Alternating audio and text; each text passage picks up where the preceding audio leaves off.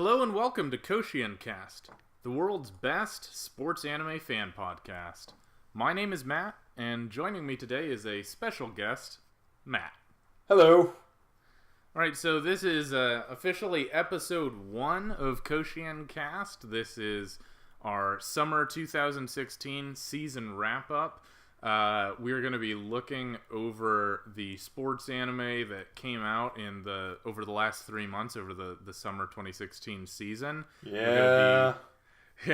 Not necessarily the cream of the crop historically, but we did watch all of them. There were three series that centered on a sport of some kind, because that's our definition for this show of what we're watching. And so the first one was Days, about soccer, and then there was also Cheer Boys, about a male cheerleading team, and Battery, about a middle school baseball team.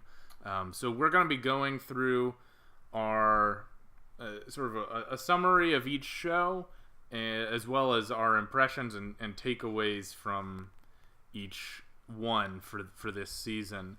So we're going to start off, I think, with Days. And just for the record, it's spelled just like you'd expect, D-A-Y-S, but it's in all caps because it is very exciting and everything is very dramatic in this show, and it's very intense, so they need exclamation. They don't need exclamation points. They just need capital letters. Yeah. I can interpret your groaning correctly. It's not a good show. But No! I don't want to put, the cart before the horse. Anyway, so it's about a new a high school freshman named Tsukamoto, who is a very small and unathletic kid who is really only good at studying, but even he really has no interests until one day the dreamy blonde boy who just transferred to the school asks him to play football with him, and this is just the most exciting experience of his young life, and he decides that the only thing he could ever want to do is play soccer. So he joins the high school soccer team, and he's immediately the worst player, but he has one special skill. Matt, do you want to tell me what Tsukamoto's special, absolutely incomparable skill is? He can run a lot. Yeah, he runs a lot. Just an immeasurable amount. You have no idea. He's the best. He's the best at running a lot. Yeah, he's not really good at anything else. It's unclear in the show whether he actually ever practices any skills at soccer. The only thing you really see him do in training is running laps with extremely inefficient running posture. Right. I just wanted to say real quick, I'm not saying that he's a good runner. I'm just saying he's good at running a lot. Not necessarily like he doesn't have technique at it. Yeah. He can do it a lot. He can just run all day. That's and after 12 episodes, that's the thing he's still able to do at the end. By episode 3, it's clear that he's just the best runner in school because he runs constantly without rest in a really unhealthy way. And by the end of the series, he's still terrible at soccer, and he is still really good at running, and that's it. So, anyway, the basic arc of this show is that he joins the high school soccer team, he runs a lot, everyone hates him because he's so bad at soccer, but then he proves that he just loves soccer more than any of them, and they're all able to love soccer more than ever because they see the passion with which he plays and with which he runs.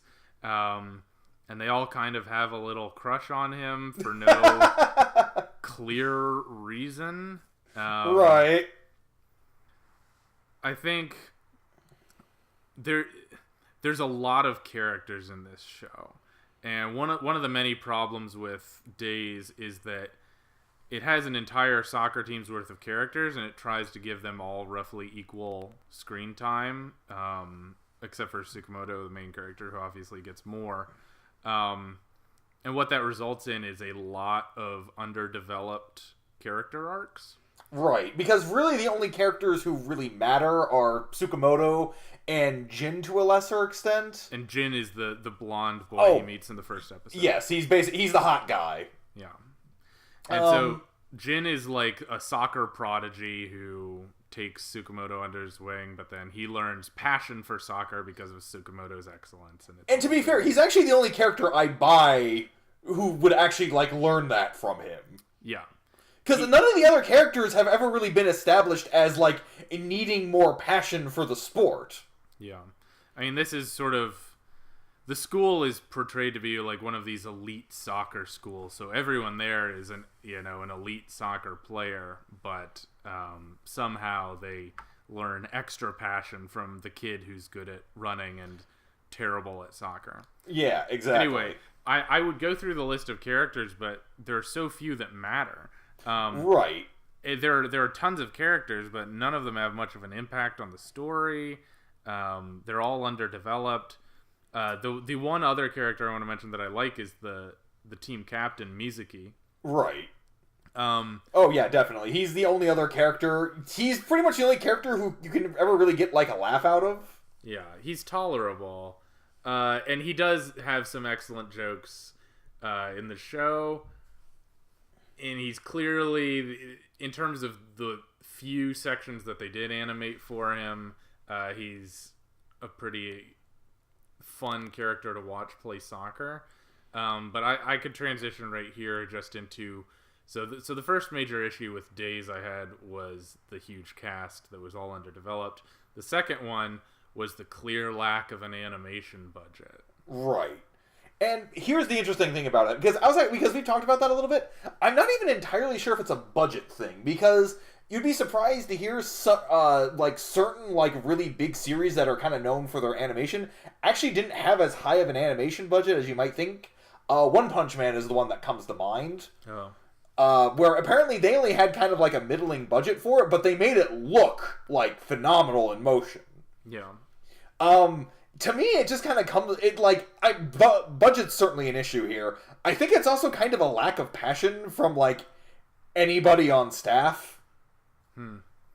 So you're saying that they made a show about a kid who is driven completely by his passion for soccer and changes the world because of it, but they didn't have passion for the animated world? Yeah, I think so. Yeah.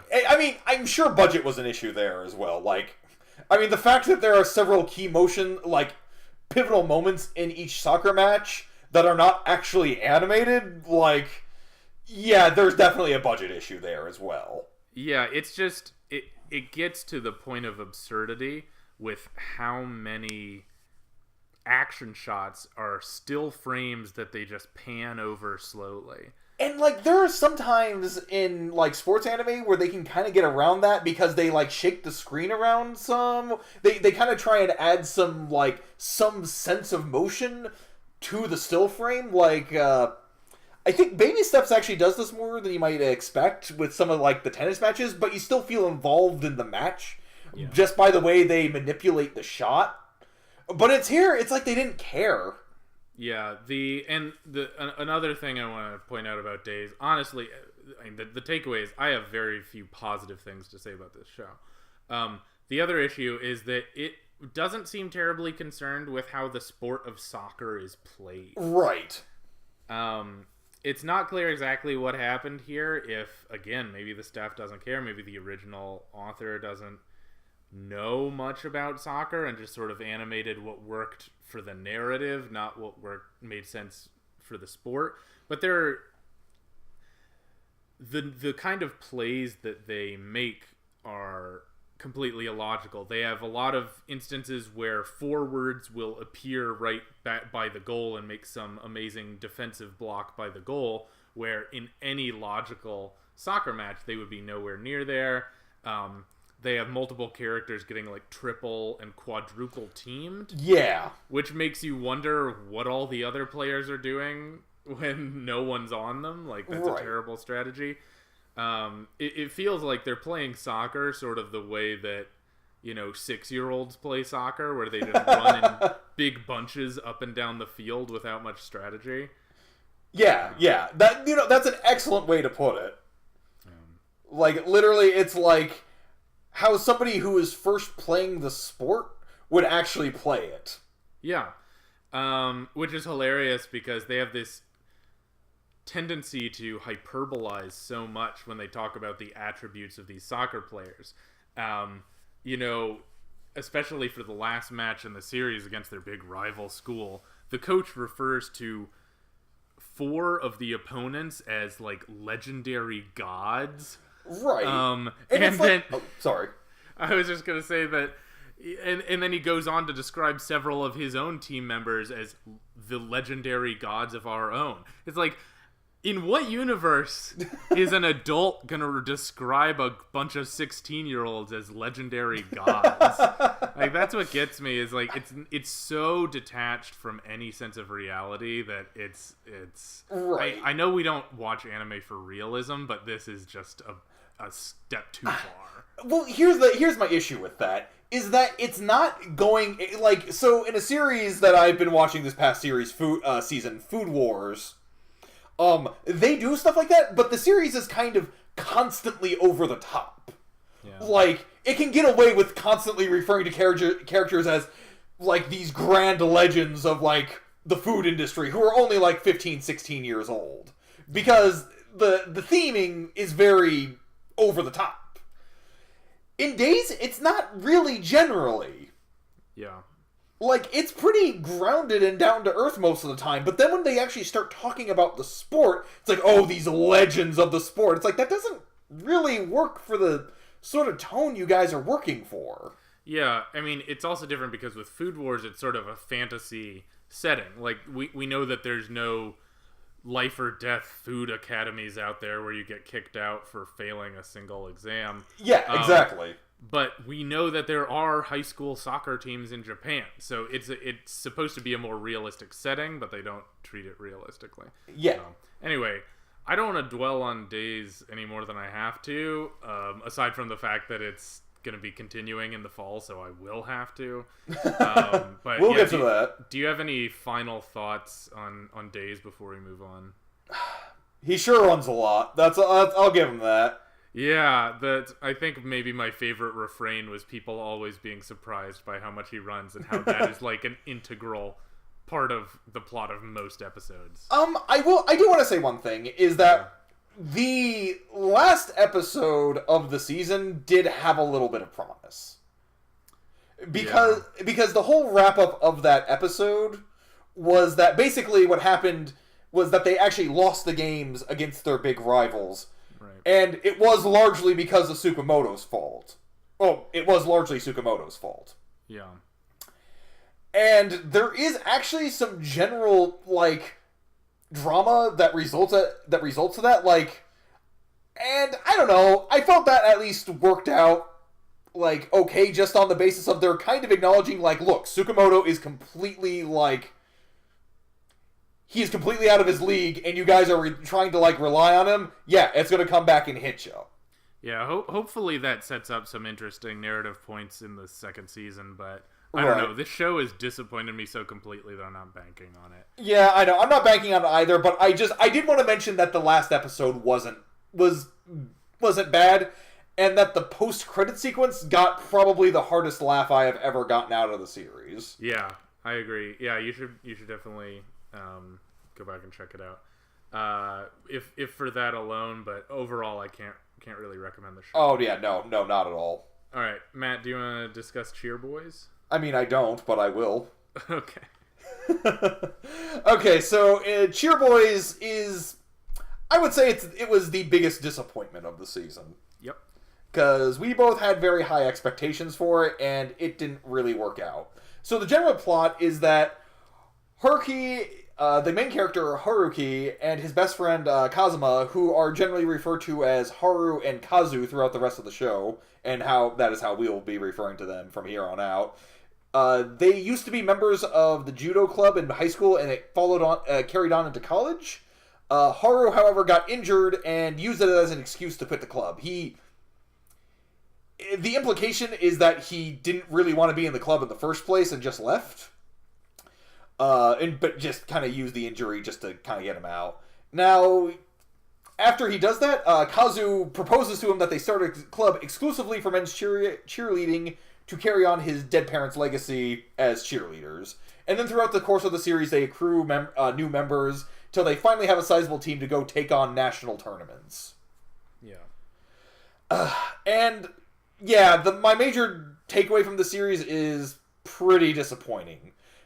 It starts off promising enough because the way the series is structured at first is that they have this kind of satisfying way of transitioning between like new characters and learning a little bit more about the sport of cheerleading. Like a great way to like go about this is like when the character Sho joins the team, who ends up kind of like coaching them. They have to learn the back handspring in order to basically impress him, and by doing so, they end up learning more about like back handspring and what its purpose is within the sport. And that's the sort of thing I generally like about the series. But then the problem is they have this big, like, cheerleading session. That's, like, this big public cheerleading session. And... It's at the school festival. Yeah, it's at the school festival, thank you. Yep. And when they do this, they suddenly get a bunch of different members joining the team who basically have no introduction. And the way it's done, it feels like they should have had an introduction. Well, yeah, I mean, if I remember correctly, what happens is they have a pretty cool, like, the original 7 members of the cheerleading team have a pretty cool cheer sequence, pretty well animated. You know, it was a high point in the show. And then they just flash to the next episode, and there's suddenly 9 new members of the cheer team all sitting together happily, having already joined without any introduction. You just get hit with them all at once, and then suddenly you went from a small cast of 7 to, you know, you kind of have like this small underdog, like plucky underdog story here with a bunch of like unlikely people to be cheerleaders, because you have like Ton, who's like the fat guy. He's not really athletic. You have Wataru, this kind of weirdo who probably shouldn't be talking with other people, but is, and is very outspoken. Yeah. You have Sho, who, like, he has kind of a chip on his shoulder. But, yeah, that's kind of the problem. It's like, you have kind of a solid cast there already. And then, like, when they have this big session, like, it seems like there was something that happened in between the 5th and the 6th episode. Yeah. Because what happened was there was kind of like a 5.5 episode, which was basically just a recap of the first 5 episodes. And then at the very end, they mention, oh, all these people are joining the team now. Yeah. And it feels like something happened in production where, like, somebody, like, didn't realize the budget, like, and they didn't realize that they didn't have the time to get to the point where they, like, to the point in the story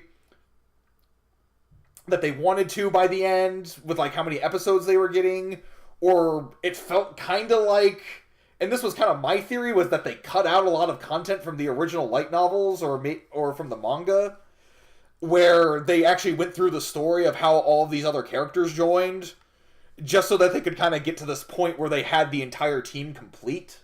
Yeah. It wasn't actually based on a manga. It was just a novel. Yeah, no. So there is a manga, but the manga is also based off the light novel. My bad. Oh yeah, you're right.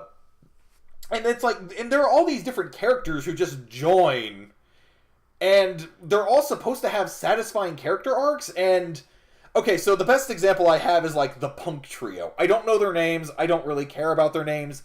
Really, neither does the series. They're the punk guys. That's what they are.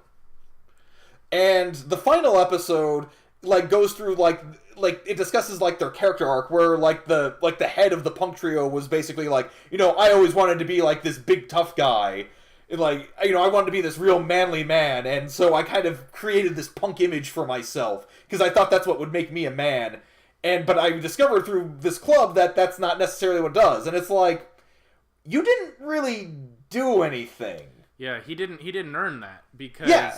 He just acted a very specific way. He talked a lot about, like, what it means to be a man, and he had no real change over that whole period of time. And Right. then in the last episode, he had a massive realization right before the end credits. Right, exactly. And that pretty much fits for the rest of the cast. Like, I don't even want to go into it because the names and the characters in this show don't matter. Because they get like a half episode or an episode worth of development, and then they decide that their character arc is complete, and then they're all just happy members of the cheerleading team. Right. You know, they all discover through whatever half-baked circumstance that they have a true and undeniable love of cheerleading. No one quits permanently. The only person who quits gets led back because they realize he just loved cheerleading so much that he had to quit. I mean, I don't even want to go into details with this show because it just falls on its face when it tries. Right. I'm with you that this show, production-wise, fell apart after the 5th episode because who knows what happened. There is one thing I like that they tried with the series. Like, after that point, is that they have, like, the next 2 episodes after everybody kind of joins, they do kind of have, like, a small club crisis between Broccoli Dude, the comedian, and the prick, Hisashi. That's what I have in my notes anyway, Yep. That's his name.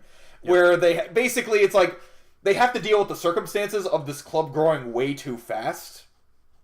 Yeah. And, so they have, like, conflicting personalities that need to learn how to get along. And it's like, I like that they tried something with that. Yeah, they just couldn't sustain it, and then after 2 episodes, they dropped it. Yeah. And just had little developments. I think that ultimately the big issue for me was that every character seemed designed somewhat cynically to appeal to a specific fangirl fetish. Right. Without having any of the complications that would come from that character. Like, you have a group of 3 delinquents who act like the biggest gentlemen in the show, so why make them delinquents? You know, it all felt very cheap. Anyway.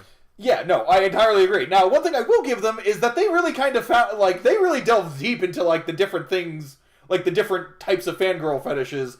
Like, a lot of ones that aren't even generally, like, considered. Like, most of the time, because you have Ton, who's kind of the more portly one. Yeah. You have Takeru, or Broccoli, because he's a class clown. Like, you don't see a lot of those types in a lot of things. Well, yeah, I mean, how many fangirls are thinking about pairings for the Chinese transfer student character? Right. Like, I guess they assembled every possible pairing they could for people. Right. But again, it's a little bit impressive, but mostly disappointing because none of them are fleshed out, so it all just feels cheap and surface level. Right, exactly. If they're not going to flesh them out, then really what's the point of actually having each and every single one of these different types of characters? Yeah, so overall thoughts on Cheer Boys, Matt? I wouldn't bother. Yeah, me neither. I would say it's worth watching the opening sequence. Oh yeah, the opening is a delight. Yeah, the opening's good, and then it's worth finding on YouTube the school festival performance. Yeah, I would agree with that. From the middle of the series, because that is honestly the only performance that they actually animate completely. Their budget runs out so bad that their second major performance in qualifiers they don't animate at all, and their final performance at nationals they only animate half of and use the rest for flashbacks from other episodes. So it is just an almost shocking disappointment. I was really hoping for big things from a show about male cheerleaders. Right. I was at least hoping for something on the level of, like, Free, you know? It's something, it was going to appeal to... Because that's clearly what this series was trying to be. It was trying to be Free. Yeah, it was trying to appeal to this Fujoshi crowd who sort of liked fantasizing about male characters and, ooh, what if they're in love, whatever. And also just, like, looking at attractive, strongly built male characters. And that's all well and good if it's executed well, but nothing about this was executed well. And that's kind of the thing. That's kind of my big takeaway from this, is that really the cheerleading in the series kind of feels like it's an inconvenience for that. Yeah, like they kind of view it as being like, well, yeah, they're cheerleaders, but we really don't want to focus that much on it. Yeah. It's like that's really getting in the way of hot guys being hot guys, you know? I wonder if... Because it is an interesting last note, and then we'll move on, is that this was actually... The novel was based on real events about a real male cheerleading team at a college that was started by a guy who just wanted to try cheerleading with an all-male team. I wonder... them watching it, if they find anything about it that is even remotely resembles their experience. I can't imagine there's much. Yeah. But anyway, so moving on to our third and final sports series of the summer. Which kind of just wins as being the best of the summer by default, and to be fair, it is interesting. Yeah, Battery.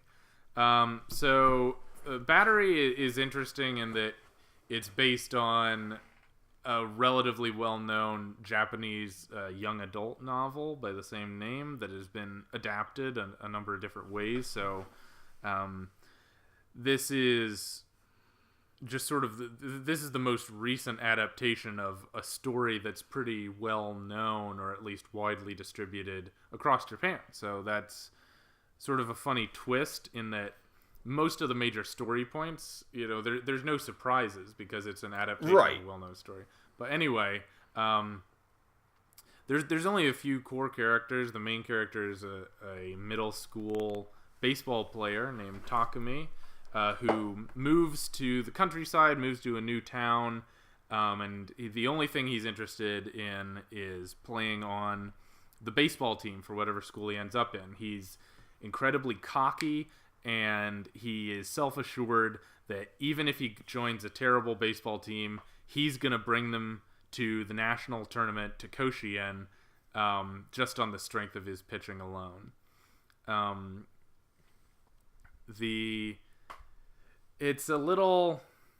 Anyway, he's a pretty insufferable character for at least the first half of the show. But that's part of the point, I guess. The main thrust is that he meets another character named Go, who is a catcher on the baseball team. He's really kind. He's very social. He loves baseball, and he gets really excited when Takumi comes to town. Their first interaction, they end up playing baseball, and he just gets so excited that Takumi's going to be on his team. As the series progresses, he gets sort of uncomfortable that Takumi's so much better and Takumi might not need him as much.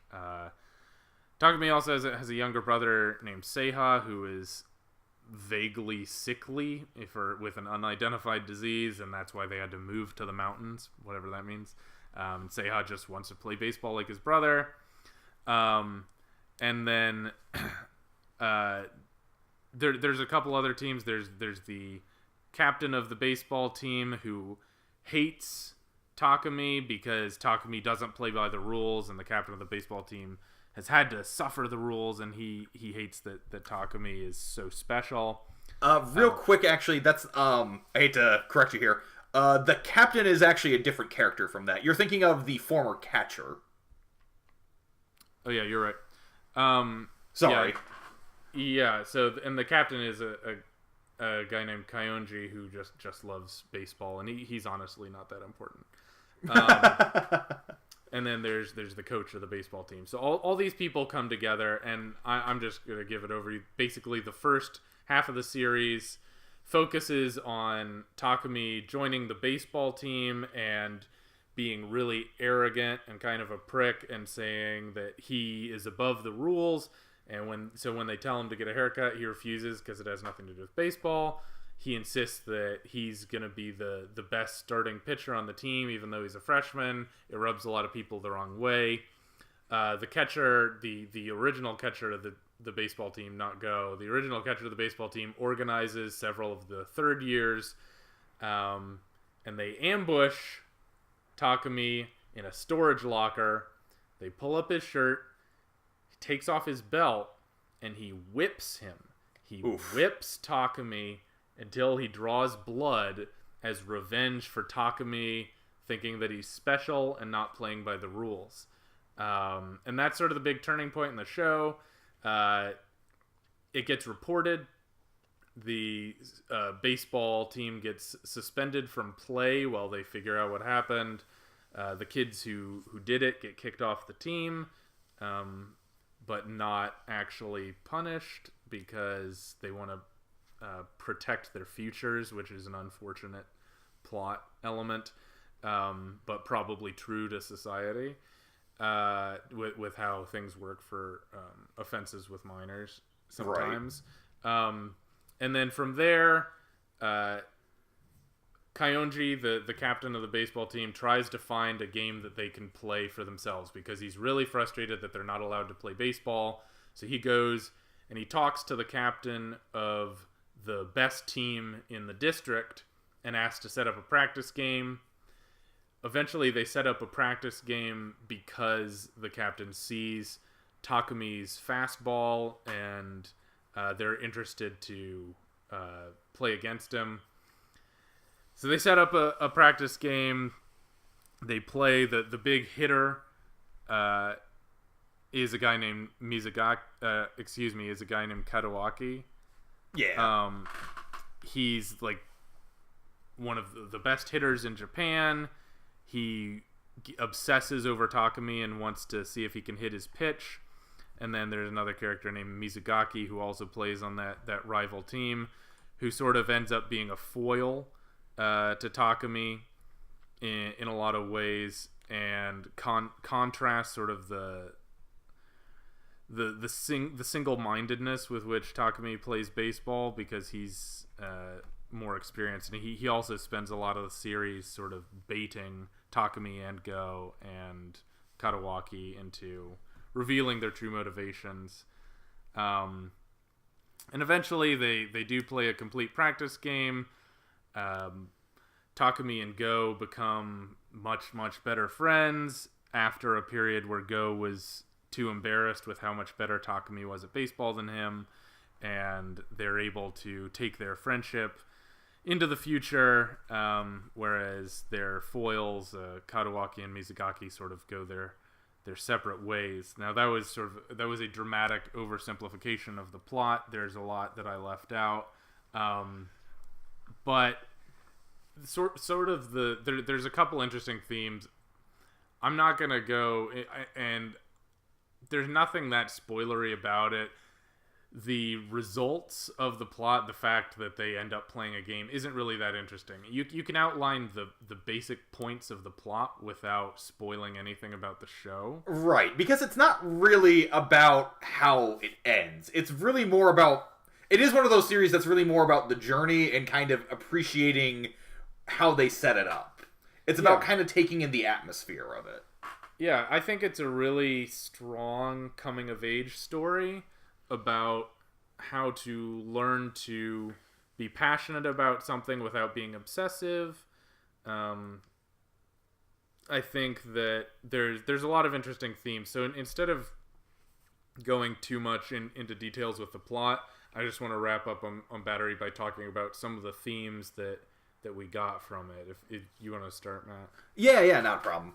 So one of the biggest takeaways was there was this big conflict between the social pressure to succeed and individual freedom that people feel. So I saw this mostly in Kadawaki, the very talented batter, who basically is just constantly like terrified of all this pressure that he feels towards like basically succeeding, because he's going to school on a baseball scholarship, and if he loses, that's it for him. Like, he doesn't have a future anymore. Yeah. And unfortunately, the problem with this pressure is that it tends to make us forget like why we're actually doing what we want to do. Yeah. And I think that's largely the major like conflict between Kadawaki and Takumi. Or I was going to actually say Takumi. Yeah. Why he's kind of so enamored with Takumi. Because Takumi, in a way, he wants to go to nationals, he wants to do well, but it's really just because he wants to play baseball. Yeah. And I think that's also why Mizugaki is so, like, disgusted with Katawaki. Because Katawaki is so obsessed with this idea and can never really, like, come to grips with it. And Mizugaki just gets so frustrated with him. Because he can't see that, like, baseball's actually fun to play. Yeah, and he can't see that if he doesn't succeed, there's still other things out there, you know? He doesn't have to be the best. Even though he is the best currently, that's not what he'll always be. Yeah. Yeah, and I mean, that's kind of a thing that they discuss also about, kind of going back to Takumi. That's one of the things that they discuss in the series about how he's all alone on the mound, and he'll never really know the world if he just stays on the mound all the time. Like, you don't have to just necessarily, like, fit into just one simple niche. Like, you can test out other positions in baseball.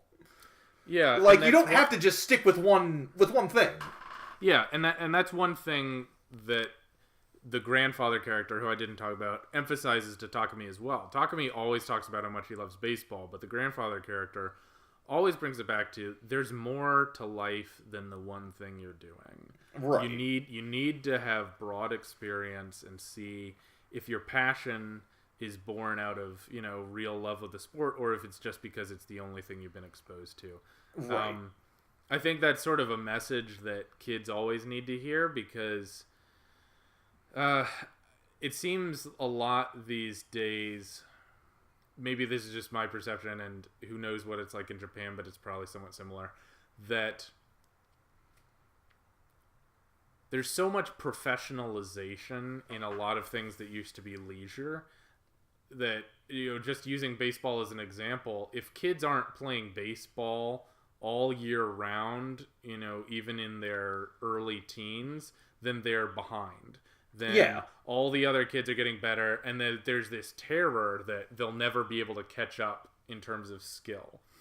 And it forces kids who should be playing baseball for fun into playing baseball for work at a young age just to keep up, because they're terrified they'll be left behind. And then they can't play any other sports, they can't explore their other interests. And I think it's always legitimate for a show to say, look, it's not worth doing if you don't know why you're doing it. If you're just playing baseball out of fear that you'll get left behind, there's no point in doing it at all, because you've missed the point. Yeah, exactly. I remember when I was watching this, because you watched it before I did, generally. Yeah. And one of the things I kept pointing out to you was, like, this really feels like an anti-shonen, almost. Yeah. Because it's like, this isn't what it would be like if the heroes in, like, a shonen anime actually had to, like, deal with the real world. Totally. Yeah. Like, because Takumi just has this natural idea, because he's the best, so he should be able to be... He has this natural talent that should let him do whatever he wants. And that's not really how it should work. Mm-hmm. Like, it's not necessarily a gift. It's not necessarily a gift, you're right. It's like... You have other things that you can do beyond baseball. Like, this doesn't have to just be your life. Which is oftentimes what happens in a lot of sports series, where the sport essentially ends up becoming their life, and it becomes sort of this romanticization of the sport and this complete and utter devotion. This kind of, like, takes a step back. It's like, you know, guys, like, maybe we can pull away from this. Yeah, and should we be developing our children to only care about one thing? Because what happens when you're not that good at baseball as you thought you were? Right. And a bad sports show refuses to acknowledge that possibility. Right. Like Days.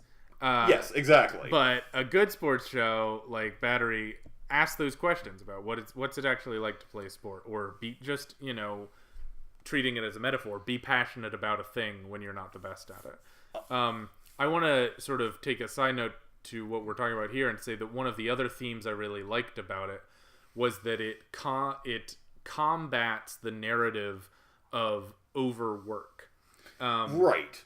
There's a big trend, you know, you see it in anime, but you also just see it in Japan, you see it all over the world, where single-minded devotion to a specific thing will make you the greatest at it. So the example here is pitching. Single-minded, if you just throw the baseball a million times, if you just throw constantly, you'll be the best at throwing, which on one level seems to make sense, but on another level has caused untold numbers of elbow injuries in Japanese and American baseball players. Because they're so obsessed with throwing and being the best pitcher and being the only pitcher who can stand on the mound that they blow out their arms, and this is seen as, you know, a courageous act or a warrior act. Right. And we do that in America too. It is not something that is unique to Japan. There are more high school students getting reconstructive elbow surgery now in the U.S. than there have ever been, because of the way we fetishize young baseball talent. And just keep pushing them to throw harder and harder and harder and more and more and more and do it all year. So that's sort of a brief aside, but our podcast is called KoshienCast because we named it after the national baseball tournament that takes place at Koshien Baseball Stadium in Japan.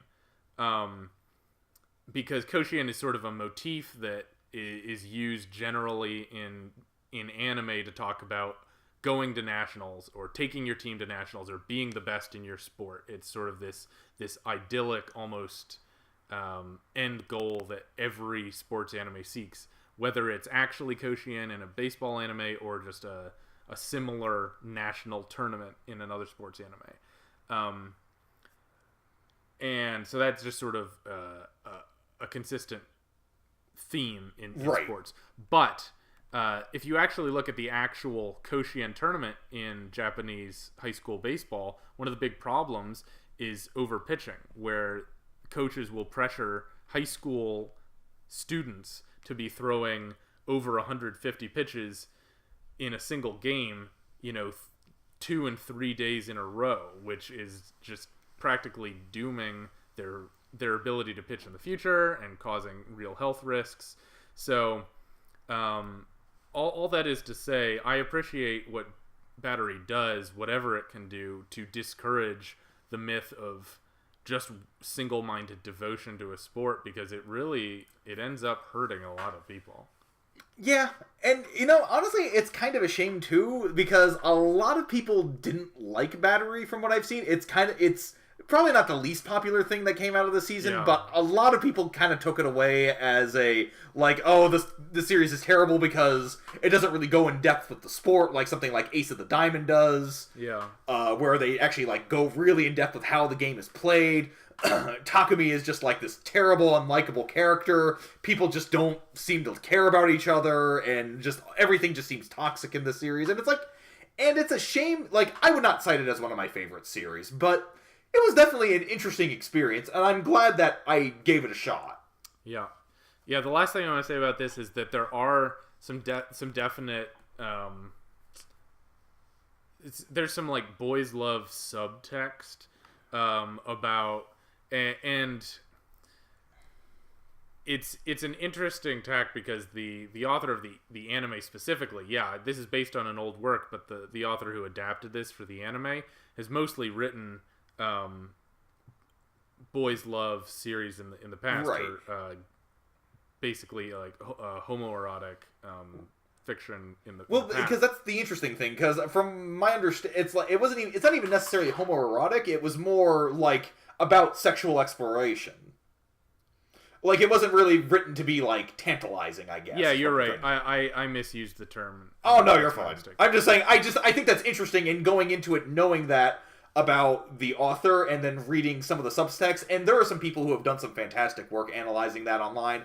I'm not gonna be here just basically reciting what they did way better than I ever could have. Yeah, but I think it's legitimate, and I think what this does is, the thing I like about it is it has a main text, which is, one, adapting a story that people know and love, and two, criticizing the way that sport can be played in Japan with single-minded devotion. So that's the text. There is a subtext about learning to accept being basically being a homosexual in Japan. Right. and there's a lot of subtle ways that it communicates that, where it's basically functioning like a dog whistle, where the people who can hear it and look for these signals and look for these themes will notice it. Right. And the people for whom it's not relevant won't notice it. And so it's not necessarily trying to say like, oh, all these middle school boys are gay, whatever.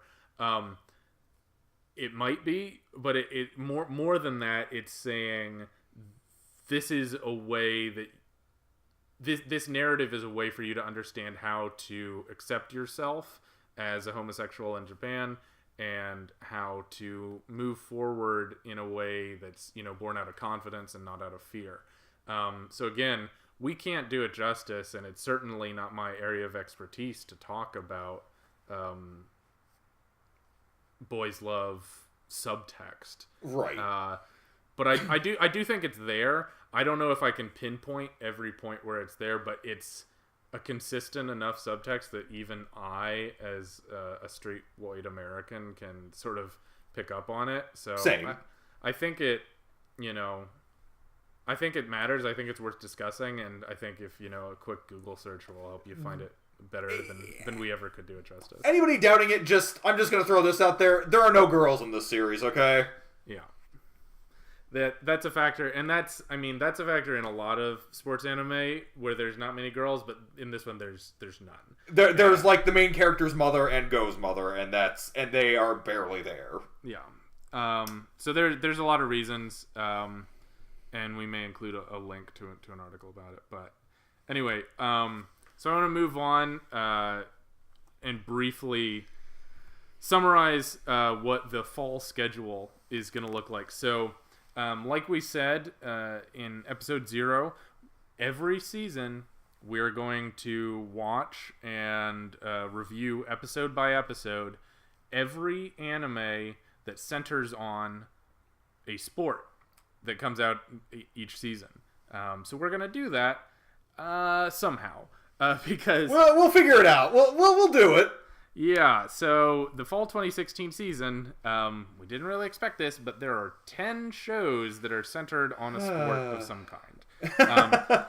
So we're just going to run through them real quick. We're going to talk about when the show is going to premiere, a quick summary of its premise, how many exclamation points are in the title, because for some reason that's a theme this year, and then what our expectations are for the season, and then maybe at the end of the season we'll look and see whether those expectations were borne out.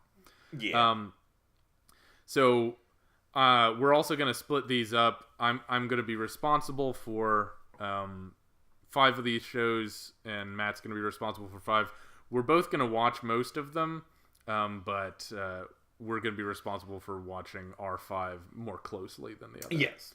Anyway, so the first one is Days, which is continuing. It had a week off, but it's continuing with its season 2 premiere on October 1st.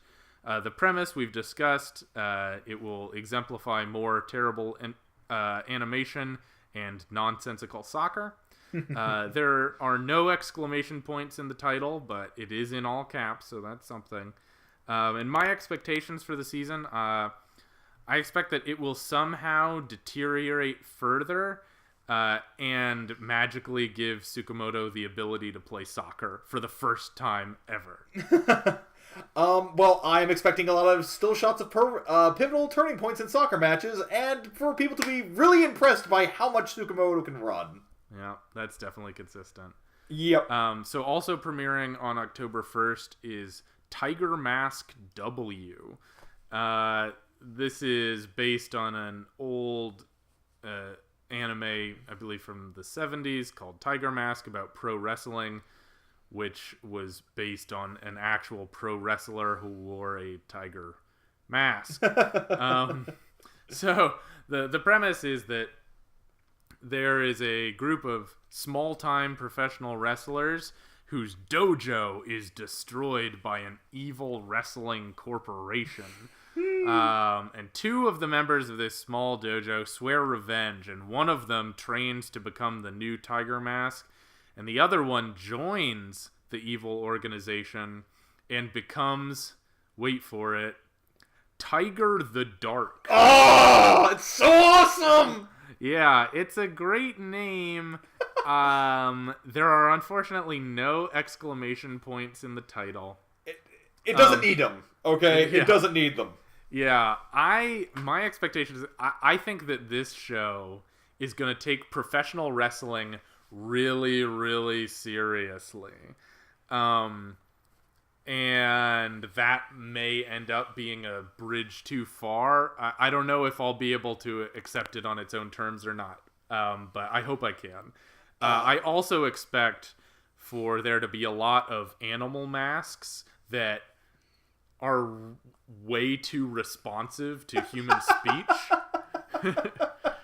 Where you start wondering, like, wait, is that actually his head? Is that a real rubber mask? Like, no. Like, is that just part of his face? Yeah, I expect to be very confused by that. What about you, Matt? I am really excited for this show. I really want it to be, like, as campy and stupid as possible. So I am also expecting a lot of really manly speeches about wrestling to also negate the fact that there's very little wrestling going on. Yeah. And it will probably help also pad out the pacing. This one's a real dark horse. Like, this one could be amazing or it could be terrible. I think it's going to be memorable either way, though. I really hope that is the case. I am so excited for this one. Yeah. All right. So I am covering Scorching Ping-Pong Girls. Now, we don't know if that's the actual title, if that's going to be the real translated title. We may update that. But that is for the more diehard, like, Romanji, like, Japanese speakers. That would be Shakunetsu no Takkyu Musume.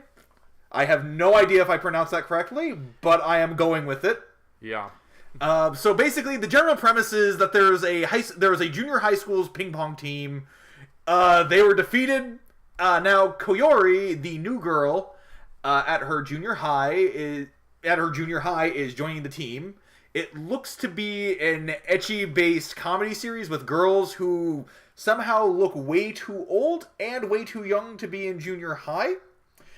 And I should have mentioned this also premieres Monday, October the 3rd. There are no exclamation points in the title, so we have that going for us. And I really thought, based just on the title, on the translated title, I thought this really had the potential to be like, this was my first dark horse. I took one look at the promotional image and I just went, oh no.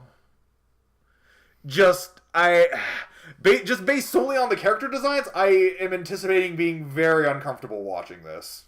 Yeah, I don't know if it's going to have much to offer. My best impression from the summary and the initial artwork is that it's going to be attempting to be Lucky Star, but it's going to somehow be less memorable and less funny. Yeah, that sounds about right. Yeah, and you are not one who likes Lucky Star either. I don't even like Lucky Star, but I don't know. I have very low expectations for this. I hope that I'm surprised. That sounds about... Scorching Ping-Pong Girls. If nothing else, it has a good transliterated title. Yeah. The next one is Teekyu. It premieres on Wednesday, October 5th. This is actually the 8th season of Teekyu. It's been coming out since 2012. It's basically a gag series. So the episodes are actually only 2 minutes long. And it's about a high school tennis club and all the wacky characters that are in this high school tennis club. It seems to feature like 4 female characters. There are no exclamation points in the title. I haven't actually watched the first 7 seasons, but since it'll take about an hour and a half to watch the first 7 seasons, I'm going to do those before it premieres.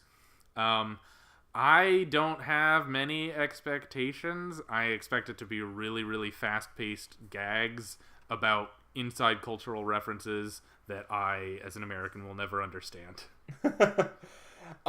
Yeah, we just sort of learned about the show like about 2 hours ago before we started recording, and we didn't realize this was a thing, but we did promise we were going to cover every sports series, so we're kind of obligated to do so.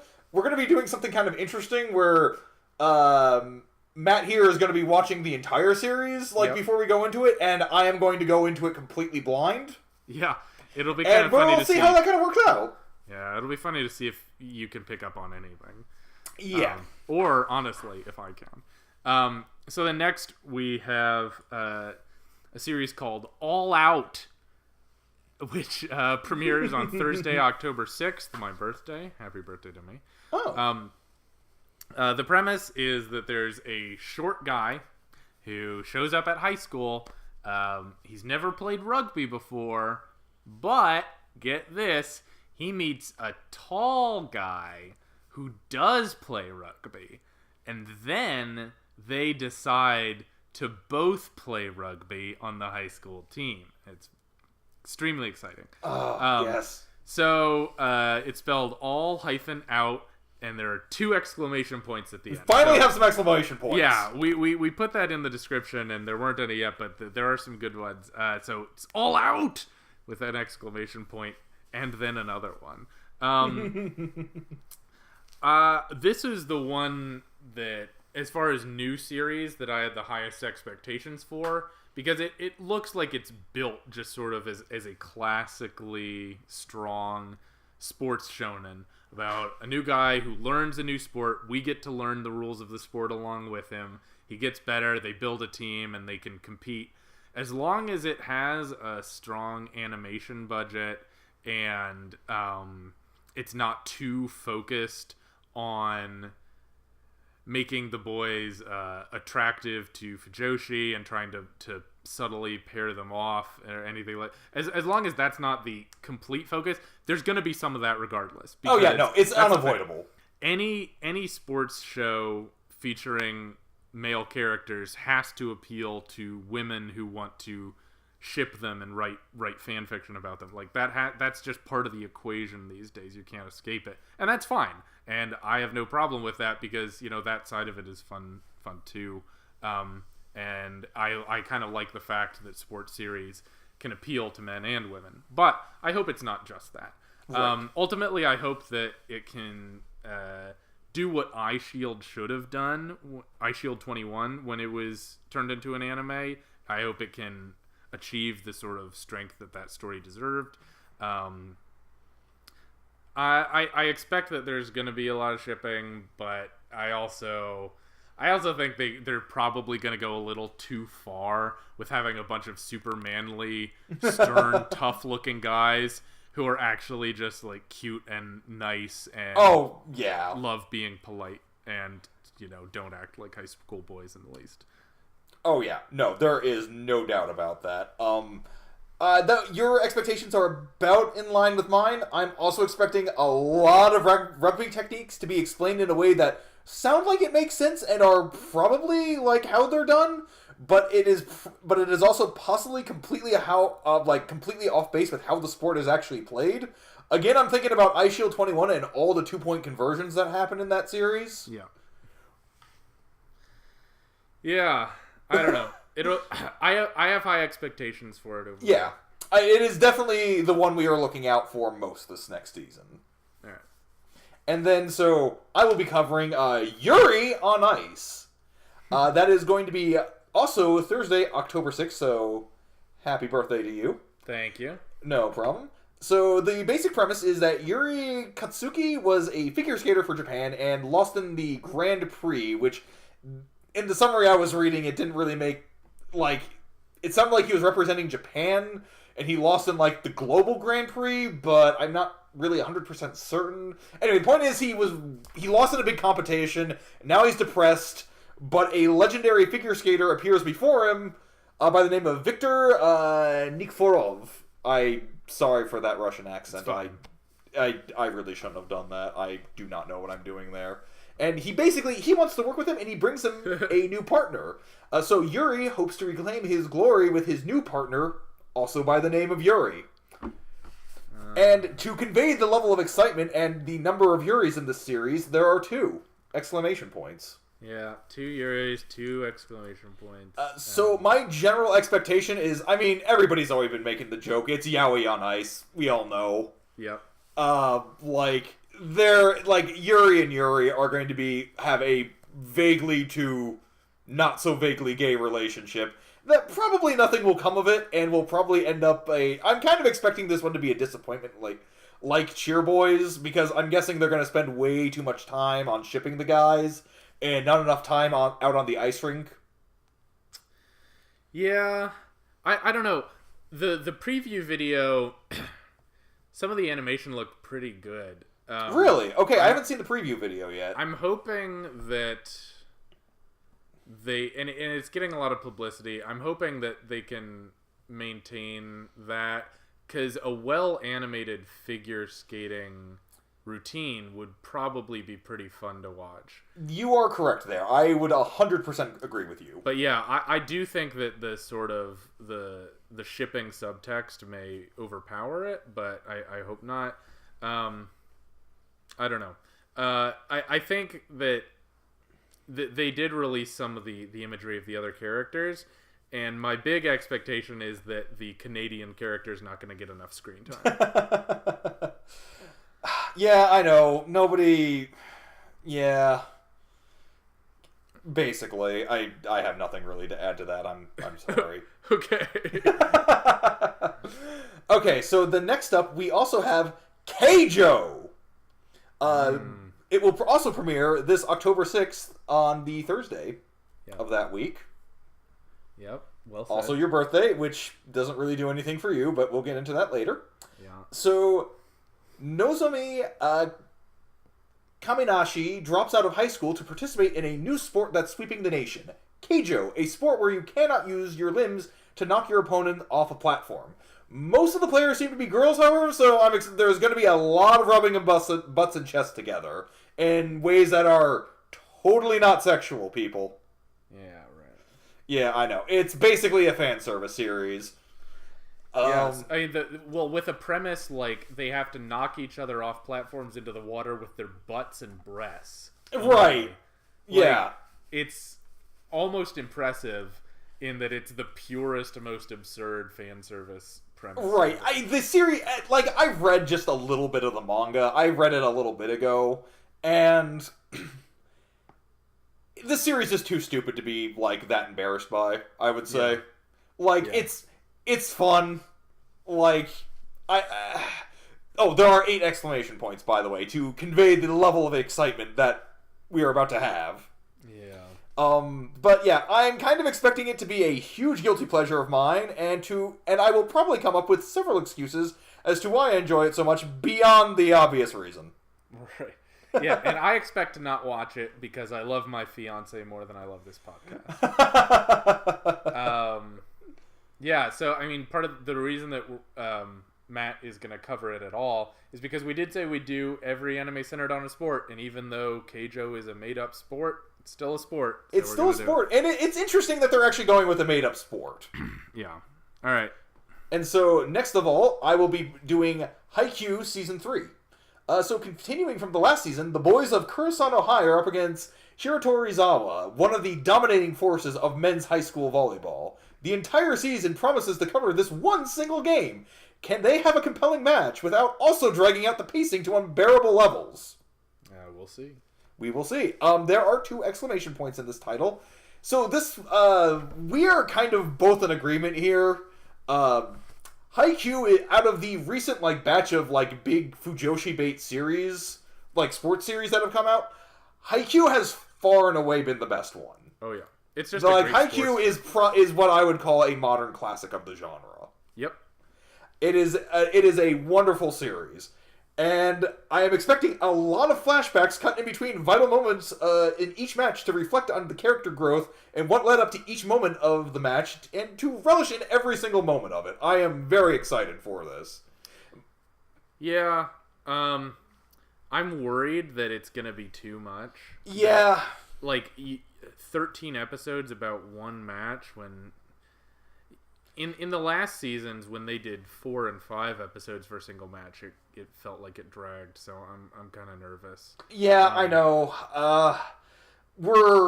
I want to believe though. I really want to believe. I mean, Haikyu hasn't really ever disappointed me before, so I will give it. I have reasonable expectations for it to succeed. I'm just so nervous that I'm not so nervous, but like I would just be I would be sad if it couldn't live up to the hype from the old seasons. But it also is just like a great show, just in terms of how it depicts volleyball, how much you learn about the series, how well animated it is. It's just an exceptionally done show where you really feel the pressure of each point. So you feel the pressure, and like this is really if I were to ever choose like a series to highlight like the spectacle of a sports series, like Haikyu would be it. Yeah. No, it's a good show. Let's hope it stays good. Yeah. So then, and this is the second to last one. This will end eventually. The next show is Long Riders. It premieres on Saturday, October 8th. The premise centers around a female college freshman who doesn't really have any particular goals in college, but one day she notices someone riding a folding bike. That is directly out of the description, and this is from the pitch. This quote: she notices someone on a folding bike and, quote, immediately falls in love with it and uses all her savings to buy one. Okay. So then, over the course of the show, she forms a long-distance cycling team at her school, and then they presumably will compete for a national competition. There is one exclamation point, Long Riders, at the end of the title. My expectations of the season, I don't really know. This one, I don't know what to expect. Clearly, people are going to be comparing it to Yawapeda, which was the big, men's high school cycling anime recently. But I that probably isn't a fair comparison. I don't think it'll be as focused on the mechanics of cycling competitions. Right. I don't think it'll be as focused on like individual characters' cycling prowess. I think it'll be more a relational show, which sucks because it heavily features women. I don't think it'll be as much about achieving greatness in their sport. Unfortunately, right. There aren't that many shows that feature women that treat the sport the same way that shows that feature men do. So I expect a lot of emphasis on, all these girls becoming friends and sort of a lot of not so subtle shots of girls doing cute things and being cute and like maybe implying like, wouldn't you like to date a cute girl like this? Whatever. Yeah, no, I hear ya. I want it to be good, and I know it's like I want all of these shows to be good, of course, but like this one in particular, it's kind of like, I wasn't like 100% sold on Yawapeda, so I'd like to have a good cycling show. Yeah. Like, not that Yawapeda is like bad, but I'd really like something a little better. Yeah. And so I'm kind of hoping from that, but I'm kind of guessing that they're going to dance around the subject of marathon biking a lot, and it's really just going to be girls on bikes talking to one another in like sort of a slice of life type of series. Yeah. Which can be fine, but I just hope it's whatever they decide to do with it. I just hope they can execute it without sort of fetishizing them so much and without making it cringy. Yeah, that's kind of my stance. Like, we'll see. Yeah, we'll give it the benefit of the doubt. Right. And then finally, we have March Comes In Like a Lion, which premieres Saturday, October 8th. The premise, Ray plays professional shogi. He is lonely. He moves in with girls and cats. Who will be the canon waifu? That's about all I got. Yeah, this one has a lot of hype. And no exclamation points in the title. There are no... So I don't know how much hype he can really be, but, we'll see. So I guess... we should probably clarify something here real quick. he is a shogi player. Our general stance on this was we consider Chihaya Furu to be a sports series, which uses Karuta, a game that is played by basically listening to poetry, Japanese poetry. So our general stance was, if we're going to consider that a sport, we're going to have to consider shogi a sport, because it's basically Japanese chess, and chess is very arguably a sport. Yeah, absolutely. So I really don't know anything about this outside of the fact that it's been getting a lot of hype.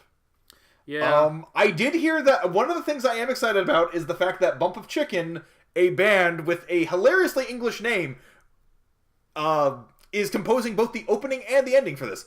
I am a fan of Bump of Chicken. I can't say I'm like the world's biggest fan, but I like quite a few of their songs, so I am excited about that. Also, shogi lessons.